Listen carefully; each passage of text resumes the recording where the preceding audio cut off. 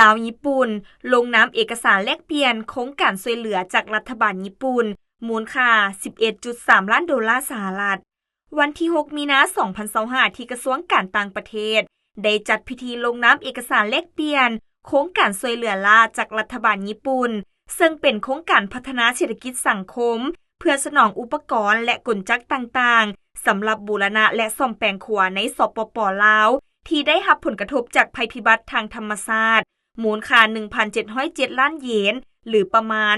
11.3 ล้านดอลลาร์สหรัฐต่างหน้ารัฐบาลลาวร่วมลงนามโดยทานพงษ์สวรรค์ศรีสุราษฎร์รองรัฐมนตรีกระทรวงการต่างประเทศและต่างหน้ารัฐบาลญี่ปุ่นลงนามโดยทานโคอิซึมิซึโตมุเอกอัครราชทูตแห่งญี่ปุ่นประจำสปป.ลาวโดยมีภาคส่วนเกี่ยวข้อง2ฝ่ายเข้าร่วมเป็นสักขีพยานโครงการช่วยเหลือดังกล่าวเป็นการตอบสนองตามความเพียงต้องต้องการของฝ่ายลาวในการจัดตั้งปฏิบัติเป้าหมายในการหันจากประเทศที่บ่มีชายแดนติดกับทะเลกลายเป็นการเชื่อมโยงเชื่อมจอดสปป.ลาวออกสู่ภาคพื้นและสากลโดยเฉพาะเพื่อปรับปรุงฟื้นฟูและยกระดับคุณภาพขวาแห่งต่างๆภายในสปป.ลาวที่เปเพ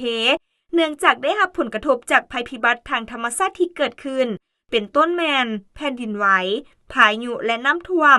ซึ่งเฮ็ดให้พื้นฐานโครงสร้างของบรรดาตัวเมืองและการคมนาคมขนส่งเปเพเสียหายในระยะผ่านมารัฐบาลญี่ปุ่นได้ให้การสนับสนุนเวียกงานก่อสร้างพื้นฐานโครงสร้างของสปป.ลาวโดยเฉพาะขวาข้ามน้ำของแห่งที่2ขวาปากเซโครงการปรับปรุงเส้นทางเลข9เส้นทางเลข1นครหลวงเวียงจันทน์และโครงการอื่นๆอีกหลายโครงการ